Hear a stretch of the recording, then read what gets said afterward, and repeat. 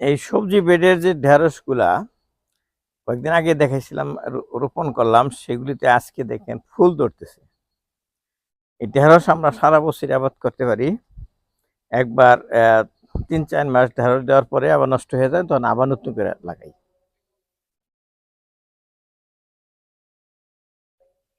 এইগুলি পরে লাগাইছিলাম, ওইটা আগে, আগেরটাতে ফুল ধরছে। ওই দেখেন এই সাদা সাদা ফুল, প্রত্যেকটা এক গিটায় গিটায় একটা করে ঢেঁড়স ধরে, এবং ঢেঁড়সের সাইজও বড় থাকে।